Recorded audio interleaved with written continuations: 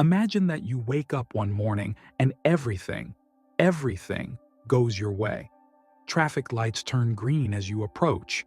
Emails arrive with good news before you even ask. Opportunities emerge from nowhere, as if the universe itself is conspiring in your favor. Then, the next day, the opposite happens. You spill coffee on your shirt. Your train is delayed. A project you worked on for months collapses without reason. The world feels like it's working against you. What changed? Not luck, not fate, not even effort. There's a hidden rhythm to existence, an invisible current that either carries you forward or drags you under. Most people never learn to recognize it.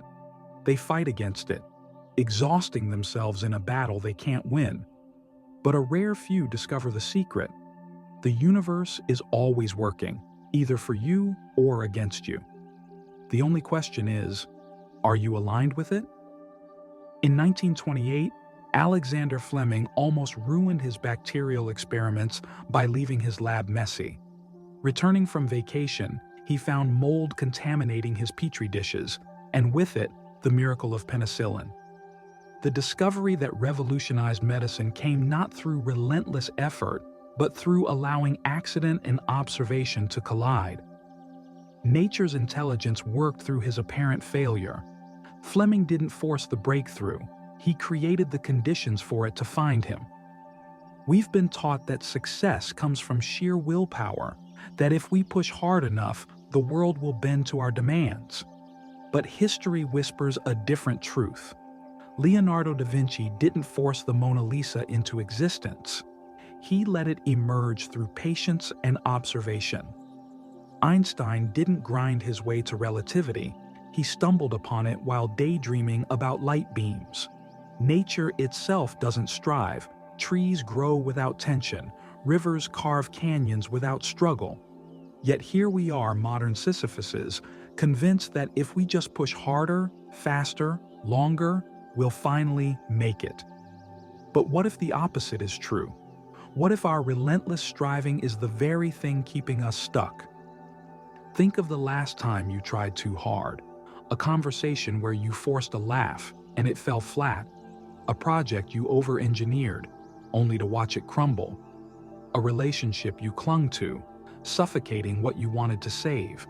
Now, contrast that with moments when everything flowed, when ideas came effortlessly, when connection sparked without intention, when success felt less like an achievement and more like a natural outcome.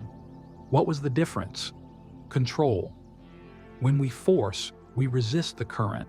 When we allow, we ride it. Lao Tzu called it Wu-Wei, effortless action.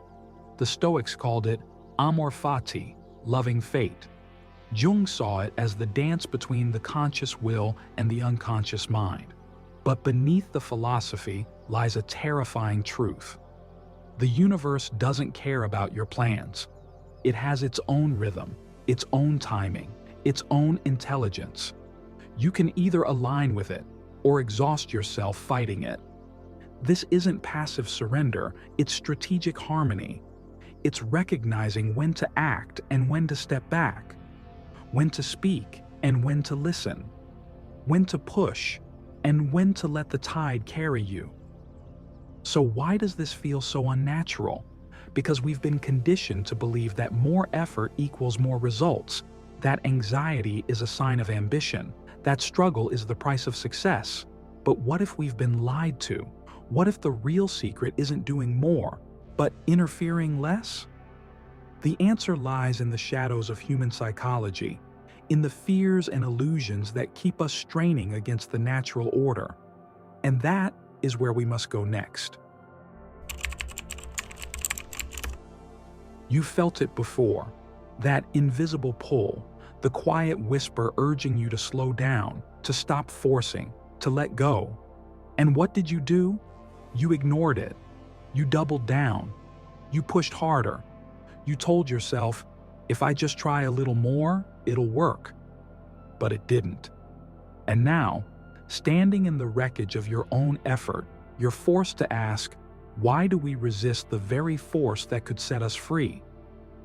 Modernism sold us a lie, that we are the architects of our fate, that with enough spreadsheets, discipline, and brute force willpower, we can bend reality to our will. But nature doesn't negotiate. You cannot rush a seed's growth by pulling at its roots. You cannot force trust by demanding it. You cannot make the wind blow by shouting at the sky.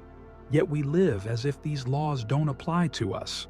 We exhaust ourselves trying to manufacture outcomes, blind to the fact that the universe already has a rhythm, one that doesn't require our micromanagement.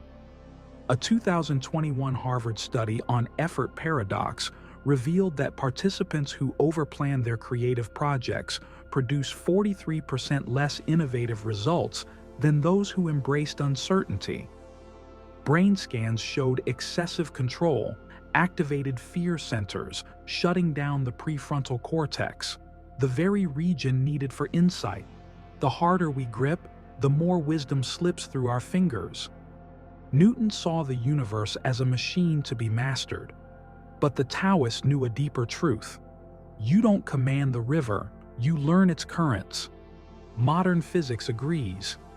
Quantum entanglement suggests what mystics always felt. Separation is the illusion. Every choice ripples, every thought echoes. The question isn't whether the universe responds, but whether you're listening. Beneath our resistance lies a quiet terror. What if I let go and nothing happens? We cling to effort because it gives us the illusion of agency. Struggle feels virtuous, like we're earning our place in the world. But effortless success? That feels like cheating, like we didn't deserve it. This is the curse of the modern mind. We distrust ease. We'd rather drown in effort than float in trust. Here's the uncomfortable truth. The universe doesn't need your permission to work. It doesn't need your 5-year plan, your motivational mantras, or your sleepless nights. It moves with or without you. But the ego refuses to accept this. It would rather burn itself out than admit it's not the one steering the ship. This is why we sabotage flow when it arrives, why we panic when things start coming too easily. Because if life can work without our suffering, then who are we?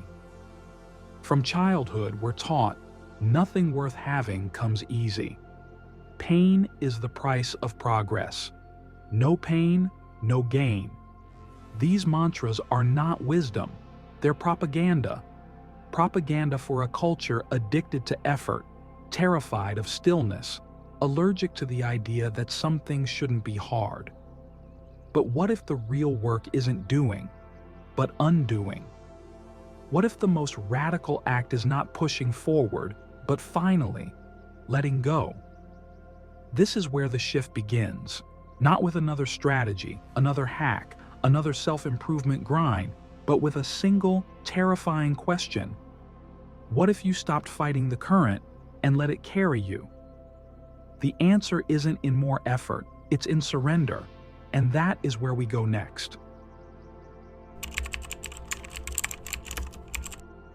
There is a moment, just before dawn, just after exhaustion, when the mind stops fighting. Your plans have failed. Your control has slipped. Your hands, tired from grasping, finally open. And in that surrender, something strange happens. The world begins to work with you. Watch a master archer draw their bow. There is tension, yes, but no struggle. There is focus, but no desperation. The arrow flies not because the archer made it, but because they allowed it. This is the paradox of Wu-Wei. Action through non-action. Not laziness, not apathy, but precision so refined it looks like magic to the untrained eye. Your body breathes without your command. Your heart beats without your permission. The planets turn without your effort. What makes you think your life is any different? Beneath the surface of your striving, there is an ancient wisdom, older than your fears, deeper than your plans. It knows the perfect timing for everything, when to speak, when to act, when to wait. Your only job? Get out of the way. In the year 2000, a neurosurgeon named Michael Singer made a radical decision. He would stop deciding. Every time life presented a choice, he would ask, what would happen if I didn't resist this? Jobs appeared, relationships deepened, synchronicities multiplied, not because he made them happen, but because he stopped preventing them. Imagine existence as a river. Most people spend their lives swimming upstream, fighting the current, exhausting themselves against the natural flow. But a rare few turn onto their backs and let the water carry them. This is not passivity. This is partnership with reality. The universe is already working. The question is, will you join it or keep pretending you're the one making the sun rise? You feel it when you're on the edge of sleep, just before dreams take over. A thought barges in. Did I send that email? Suddenly, you're awake. This is how resistance works, not through grand obstacles, but through microscopic rebellions against surrender. We are wired to distrust ease. Modern society worships at the altar of effort. We've turned exhaustion into a status symbol, as if fatigue proves our worth. But nature doesn't work this way. Bamboo grows 3 feet in 24 hours. Silently, stars burn for millennia. Effortlessly, neurons fire perfect signals, without meetings. Yet we insist our achievements must come through struggle. Why? Because we've confused effort with value. Study any casino. Watch how players blow on dice, rub lucky charms, time their rolls, all to control pure chance.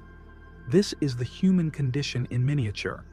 We'd rather have the illusion of control than face the terrifying freedom of surrender. The truth? You were never in control to begin with. There's safety in resistance. If you're constantly battling, you never have to face the terrifying question, what if I stopped fighting and discovered I was enough all along? This is why people cling to toxic relationships, dead-end jobs, and self-sabotage, because the familiar hell feels safer than the unknown grace of flow. 1. Notice when you're forcing 2. Ask, what would this look like if it were easy? 3. Breathe into the resistance. 4. Wait for the universe to whisper back. The masters knew this secret. Mozart heard symphonies whole. Einstein saw equations in daydreams. Van Gogh painted the wind itself. They didn't create, they channeled. This is where most turn back. The ego will scream, "This is nonsense, get back to work." But beyond this fear lies a revelation so simple it shatters everything. The universe has been trying to help you all along.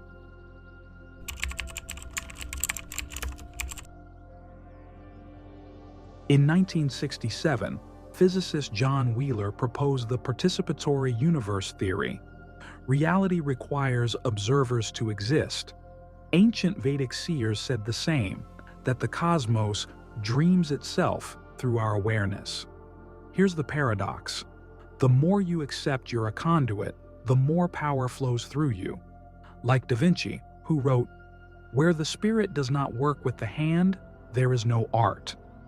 There is a secret rhythm to existence, an invisible choreography where falling leaves write poetry in the air, where migrating birds trace ancient algorithms across the sky, where your very breath syncs with the tides. You've felt it before, that inexplicable moment when a solution appears before you finish the thought, when a stranger speaks the exact words you needed to hear, when obstacles dissolve like mist at dawn. This is not coincidence. This is the universe working through you. We walk through life believing ourselves to be solitary actors, tiny islands of consciousness in a vast, indifferent ocean. But the truth is far stranger. You are the ocean pretending to be a wave. Every cell in your body contains stardust from supernovae. Your thoughts ripple through quantum fields we don't yet understand. Your mere presence alters the trajectory of reality. The question isn't whether the universe works for you, but whether you'll allow yourself to become part of its motion. Here lies the final revelation. The moment you stop seeking help is when help arrives. The instant you cease forcing is when doors open. The second you surrender control is when true power emerges. This isn't mystical thinking, it's physics. A river doesn't decide to reach the ocean. It simply follows the path of least resistance. A seed doesn't strive to become a tree. It obeys an ancient blueprint. You don't need to manufacture miracles. You need to stop blocking them. 1. The pause. When urgency strikes, wait. Let the universe deliver the next step. 2. The whisper test. If it requires mental shouting, it's not your path. Truth arrives in hushed tones. 3. The empty hands principle. Clutch nothing. What's meant for you cannot be lost. The daily question: how is reality already supporting me? Watch for the answers. You've spent lifetimes believing you must fight to be worthy, struggle to deserve, bleed to earn. But here's the cosmic joke. The universe has always been on your side. Your exhaustion came from swimming against the current. Your frustration grew from knocking on doors already open. Your loneliness stemmed from ignoring the silent chorus of stars singing you home. Close your eyes. Feel it? That subtle pull, like moonlight on tides. It's been there all along, guiding through synchronicities, speaking through dreams, whispering through the spaces between thoughts. This is your moment of reckoning. Will you finally let the universe love you? Thank you for watching this video. I hope it was insightful and educative. If you like this video, do well to click like, share, and subscribe for more insightful videos like this. See you later. Bye.